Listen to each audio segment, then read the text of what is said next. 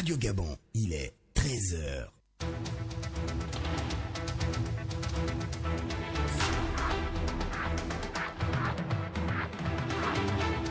Le journal. Et voici les titres de votre journal. Visite du professeur Didier Raoult au Centre international de recherche médicale de Franceville dans le cadre de la coopération scientifique SCIENF, IHU, Institut hospitalier universitaire. Opération de déguerpissement des constructions anarchiques de la vallée Sainte-Marie. Les populations lésées dénoncent le manque de mesures d'accompagnement. Hors de nos frontières, en Guinée-Conakry, les poutistes veulent un gouvernement d'union nationale. Le saviez-vous ? Il existe des gestes simples à connaître pour empêcher la propagation du coronavirus. On les appelle les gestes barrières. Quels sont-ils ? Se laver fréquemment les mains avec un désinfectant à base d'alcool ou de l'eau et du savon. En cas de toux et d'éternuement, couvrez la bouche et le nez avec le coude fléchi ou un mouchoir. Jetez immédiatement le mouchoir et lavez-vous les mains. Évitez tout contact étroit avec une personne ayant de la fièvre et de la toux. Saluez sans se serrer la main. Évitez les embrassades. Nettoyez les objets et les surfaces souillées. Si vous présentez des symptômes de la grippe, fièvre, toux, éternuement, difficulté à respirer, ne vous rendez pas dans une structure sanitaire ou chez votre médecin traitant. Appelez le 1410. Bienvenue dans le cadre de ce 13h présenté par Patrick Nziengi et moi, Eldan Elikumba. Bonjour Patrick. Bonjour Eldan Elikumba. En ouverture de votre journal, la visite du professeur Didier Raoult au Centre international de recherche médicale de Franceville. Une visite qui rentre dans le cadre de la coopération scientifique initiée depuis plus de 10 ans par le professeur Jean-Bernard Lekana-Douki, directeur général du CIF. Les travaux étaient axés sur le développement des projets. Plus de précisions dans ce reportage de Liliane à Mendom. Le directeur général du SCIENF nous parle entre autres des objectifs de cette coopération et des résultats attendus. Plusieurs projets de recherche ont été développés et menés à bout.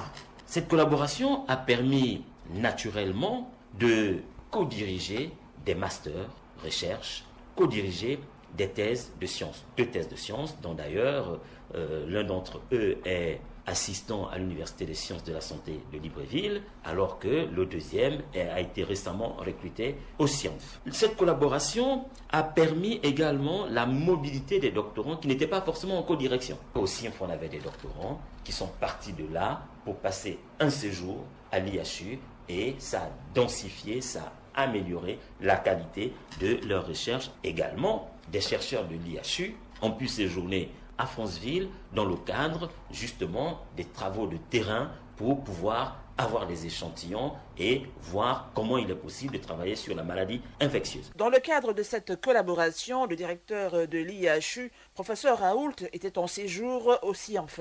Les grandes articulations de cette visite, toujours avec Jean-Bernard Lekana-Douki. Le séjour de cette délégation a été déjà motivé par le fait que nous travaillons ensemble depuis plusieurs années, plus de 10 ans déjà.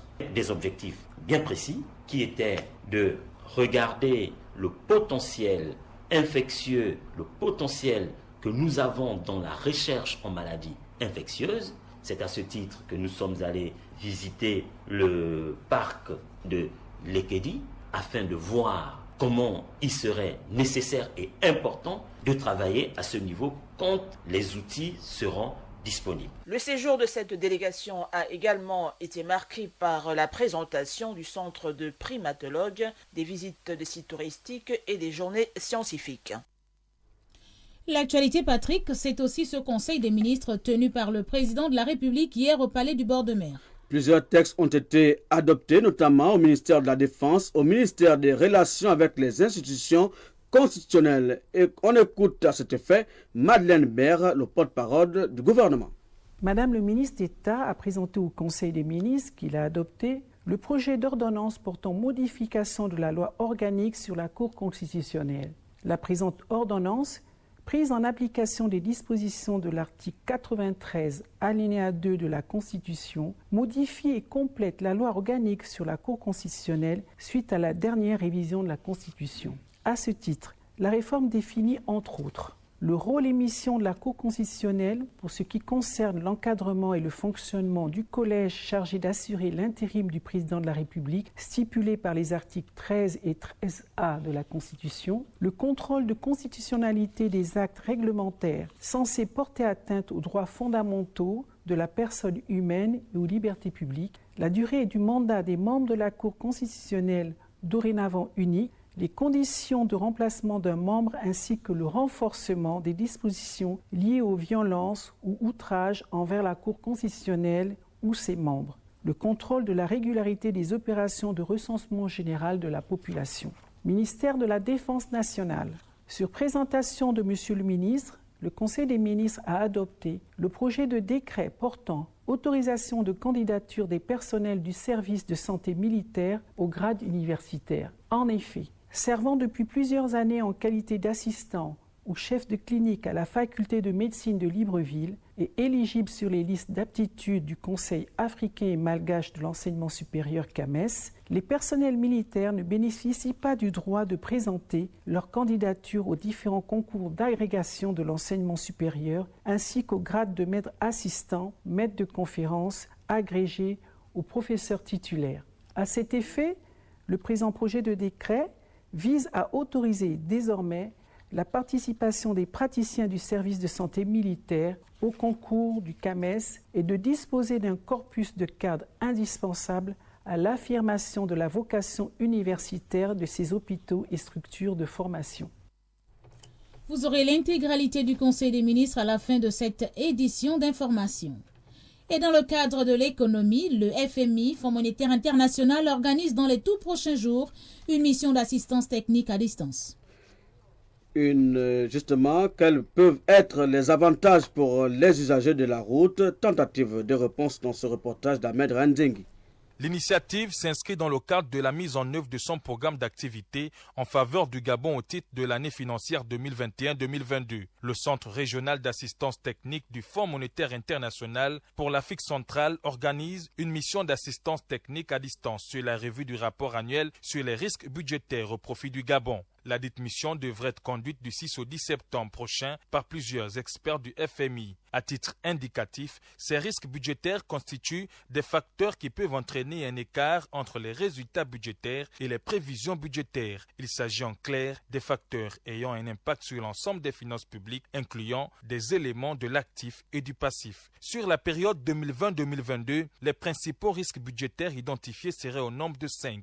Ils se rapportent principalement à la politique fiscale, avec la non-réalisation des mesures douanières qui auraient engendré une perte des recettes fiscales de près de 40 milliards de francs CFA en moyenne sur la période. La soutenabilité de la dette constitue également un risque budgétaire. Dans ce cadre, le principal risque identifié qui pourrait menacer la soutenabilité de celle-ci pourrait intervenir en 2022 avec le remboursement de l'eurobond de 2 milliards de dollars américains. Il en est de même de l'accumulation des arriérés qui ne facilitent pas l'exécution des tirages et la dette des collectivités locales et des établissements publics, qui n'est pas évaluée sur la période sous revue et sa prise en compte qui pourrait constituer un risque budgétaire. Le dernier risque, quant à lui, est relatif aux contrats dans le secteur des infrastructures, notamment les contrats de partenariat public-privé. Enfin, l'identification, l'évaluation et l'analyse des risques budgétaires permettent de veiller à la soutenabilité des finances publiques, d'assurer le succès de la stratégie de développement et de renforcer la crédibilité du pays vis-à-vis des investisseurs et des marchés. Néanmoins, sur la période 2020-2022, marquée par la crise sanitaire liée au coronavirus, ayant considérablement impacté les économies mondiales, par ailleurs essoufflée par la baisse du prix du baril du pétrole, le Gabon figure parmi les meilleurs élèves, parce qu'ayant poursuivi les efforts de diversification de son économie afin de la rendre plus résiliente aux chocs exogènes et de doper la croissance qui connaît une nette amélioration grâce aux actions mises en place par le plan d'accélération de la transformation de l'économie portée par le gouvernement de la République. Justement, la mission de cette mission d'assistance par le FMI était de consolider et revoir le rapport annuel sur le risque budgétaire au profit du Gabon. Un reportage d'Ahmed Rayandengui. Patrick, nous allons rester dans l'économie avec la prestation de serment de quelques agents de la direction régionale des douanes de Logoué-Maritime. Une prestation de serment qui donne droit à ces nouveaux douaniers d'exercer librement leur travail dans le strict respect des règles qui régissent leur profession. On retrouve Ludwig Tembi. Je jure et promets de bien et loyalement remplir mes fonctions et d'observer en tout les devoirs qu'elles m'imposent. Je le jure. Ce sont 27 impétrants de la direction régionale des douanes, dont 19 en qualité d'inspecteurs, 6 contrôleurs et 2 agents de constatation qui ont prêté serment au tribunal de première instance de Port-Gentil. Cette audience solennelle de prestation présidée par Christian Ambenga, président du tribunal, qu'assistait le procureur de la République, Léandre Montpaouin, en présence d'un représentant du gouverneur empêché, du premier maire adjoint de la commune et d'un représentant du conseil départemental de Benji, le procureur de la République pour les réquisitions d'usage. Conformément au Code des douanes de la Communauté économique et monétaire de l'Afrique centrale, en son article 89, sous réserve des conditions d'âge établies par les lois en vigueur, les agents des douanes de tout grade doivent prêter serment devant le tribunal compétent dans le ressort duquel se trouve la résidence où ils sont nommés. L'article 90, lui, dispose que dans l'exercice de leurs fonctions, les agents des douanes doivent être munis de leur commission d'emploi faisant mention de leur prestation de serment. Ils sont tenus de l'exhiber à la première réquisition. Après ces réquisitions, les 27 agents sont passés tour à tour pour présenter leur serment devant la cour. Ngwa Ogovono Paulin, inspecteur central. Présentement, c'est un sentiment de satisfaction d'avoir accompli cet acte légal qui nous consacre désormais comme officiers de police judiciaire à compétences spéciales. Bon, les missions de la douane légalement sont de 3 ordres. La première mission est celle de collecter les recettes pour le trésor public, donc pour l'État. La seconde mission, c'est une mission d'ordre économique. Et la troisième mission, c'est une mission d'accompagnement aux autres administrations publiques de l'État. Pour le directeur régional des douanes, Serge Brice Alain Mikala, cette cérémonie n'est qu'une consécration issue de la formation de ces agents. Cette cérémonie du jour, ce n'est que la consécration à l'issue de la formation des agents de douane qui désormais devront être opérationnels dans leurs différentes activités, qui nécessite effectivement que ces opérations soient appuyées par des actes juridiques, raison pour laquelle la Direction générale des douanes et droits indirects, chapeautée par le directeur général M. Boris Atchougou Adiminan, m'a délégué de bien continuer cette opération qui a commencé par Libreville, le Wellington et aujourd'hui la région de Port-Gentil. Adieu Mondi, Port-Gentil, Ludwig Njembi pour Radio Gabon, la référence.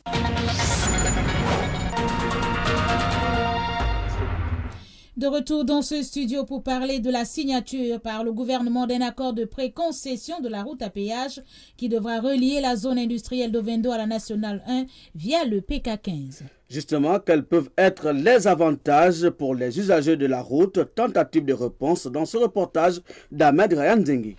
D'après plusieurs études réalisées, ce projet d'aménagement routier Ovendo PK15 présente plusieurs avantages considérables en matière de gain de temps, de flexibilité, de fiabilité et de sécurité. Longue d'un linéaire de près de 18 km, cette route est repartie en un tronçon de 12 km 500 en 2 fois 2 voies, auxquelles s'ajouteront également 5 km de route en 2 fois 1 voie. Celles-ci mèneront respectivement au point kilométrique 15 et à la zone économique d'Uncock, partant de la zone industrielle d'Ovendo via la cité SNI et le quartier Akornam. Inscrit parmi les actions prioritaires du plan d'accélération de la transformation de l'économie gabonaise, la construction de cette route à péage, inscrit parmi les actions prioritaires du plan d'accélération de la transformation de l'économie gabonaise, la construction de cette route à péage de déviation du sud de l'agglomération de Libreville, dite Ovendo Bypass, présente de ce fait une valeur ajoutée immédiate pour les usagers. D'autant qu'elle permettra in fine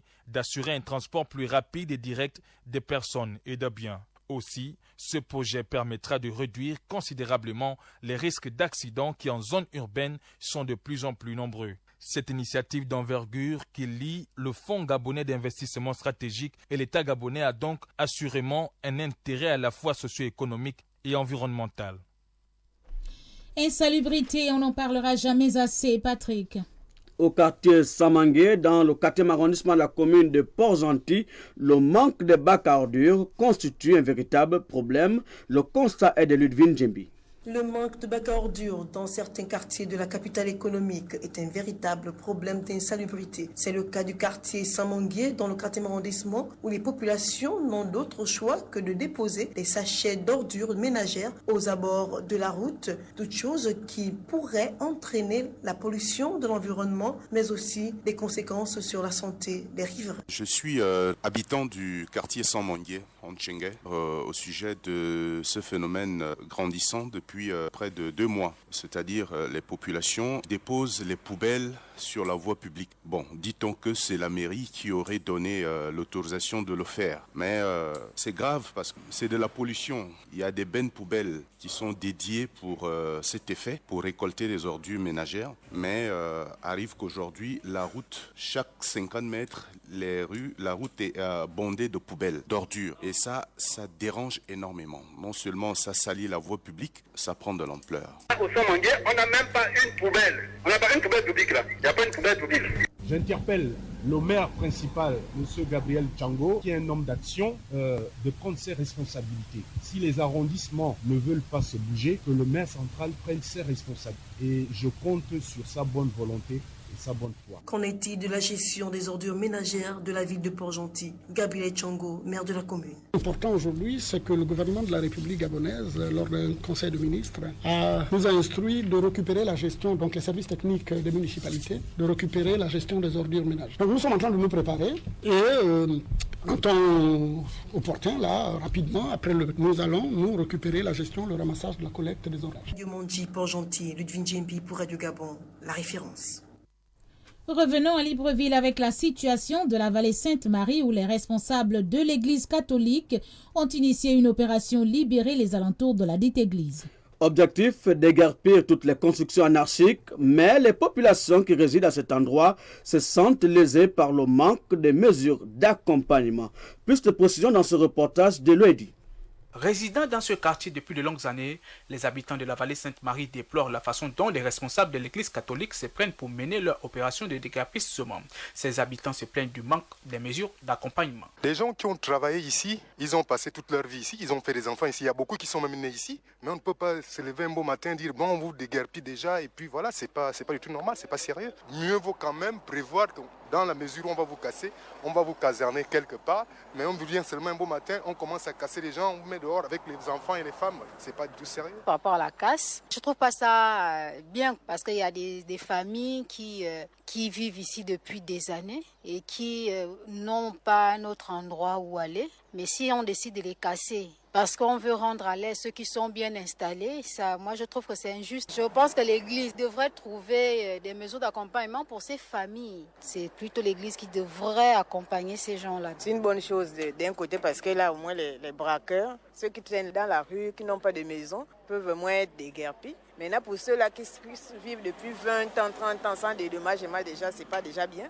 J'espère que l'État gabonaise a pris ses dispositions pour pouvoir dédommager d'abord ceux-là. Ce problème qui fait couler beaucoup de salive devrait amener les responsables de l'Église catholique à trouver des solutions pérennes.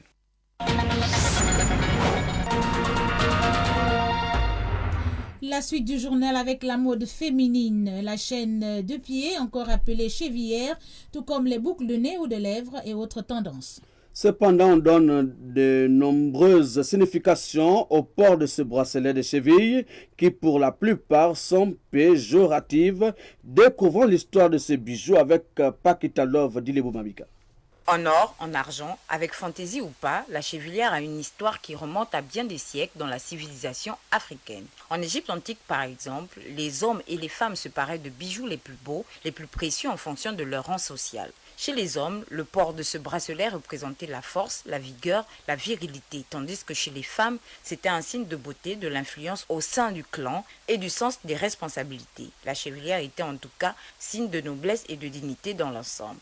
Au fil du temps, plusieurs autres significations ont été attribuées à ce bijou, des connotations pas très appréciables. On dit aujourd'hui d'une femme qui porte un tel ornement qu'elle se montre disponible quand bien même elle aborde une alliance. Autre idée cultivée, ce bijou traduit les préférences sexuelles de la personne qui le porte. Pour moi, quand je vois une fille avec ça, c'est qu'elle est encore libre, elle n'est pas encore mariée. Je n'apprécie pas trop ça, puisque je n'en porte pas. Mais je ne condamne pas les filles qui portent. Je n'apprécie pas parce que autrefois on disait que c'était les lesbiennes qui portaient ça. On disait, quand tu vois une femme qui a ça au pied, elle est lesbienne. Du coup, elle était marginalisée.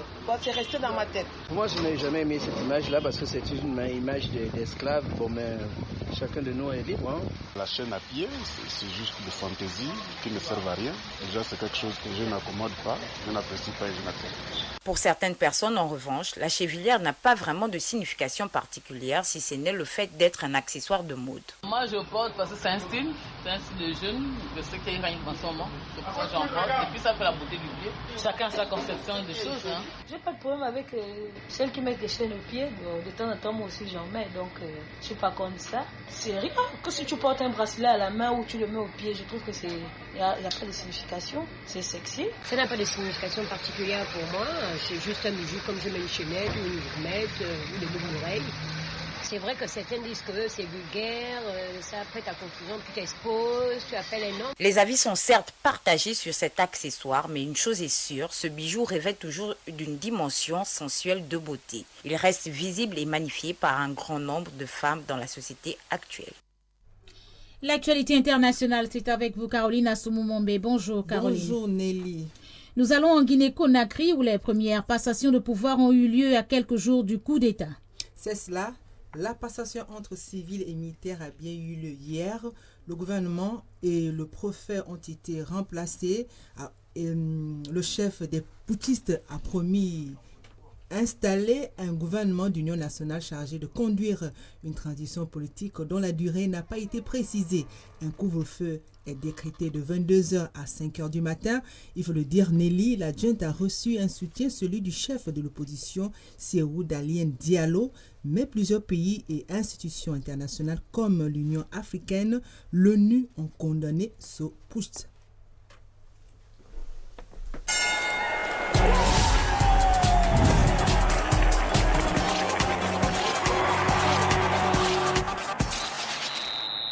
Le sport, dans ce studio pour en parler avec moi, David Magana, bonjour. Bonjour Patrick, bonjour Nelly. Bonjour David. Après les 2 matchs des éliminatoires de la Coupe du Monde 2022 qui se sont soldés par la défaite en Libye et un match nul à Franceville, l'heure est au bilan, David. Le bilan comptable des Panthères est bien en deçà des objectifs que s'était fixé l'encadrement technique. En 2 sorties dans le groupe F, la sélection gabonaise n'a récolté qu'un seul point sur 6 possibles.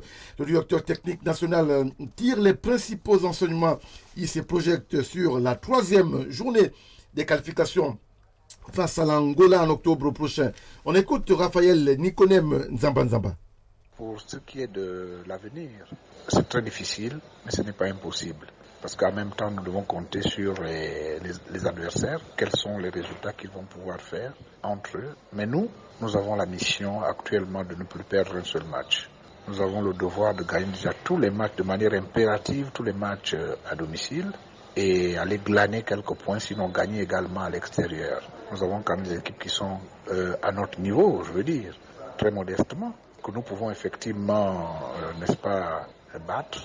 Et je crois que l'équipe la plus forte de notre poule devrait être l'Égypte, parce qu'elle a l'habitude de ces compétitions. L'Égypte, c'est quand même, on va dire, un prétendant, n'est-ce pas, à la tête de cette poule.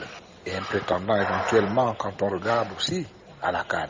Et un prétendant également, n'est-ce pas, à la Coupe du Monde. Donc, elle essaie de mettre tous les moyens de son côté pour essayer de faire en sorte qu'elle puisse réellement passer.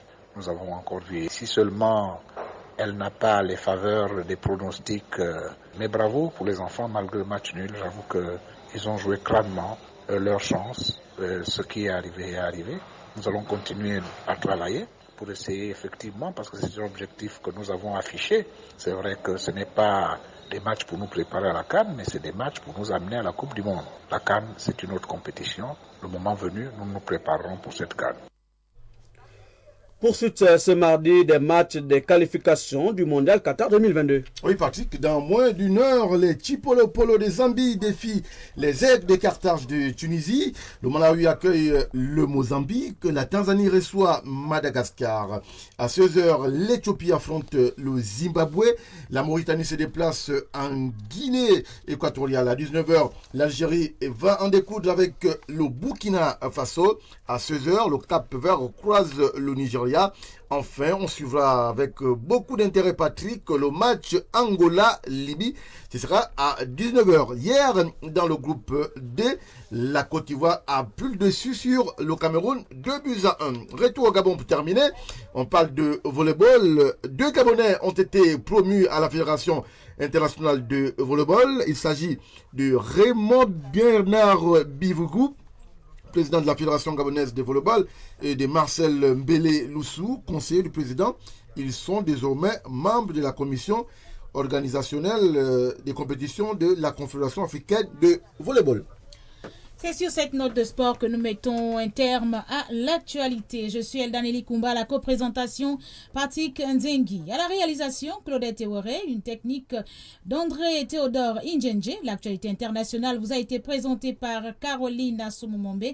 Au sport, c'était David Magena. Merci à vous de nous avoir écoutés. Nous vous laissons à présent suivre l'intégralité du Conseil des ministres. Bonne suite des programmes sur Radio Gabon.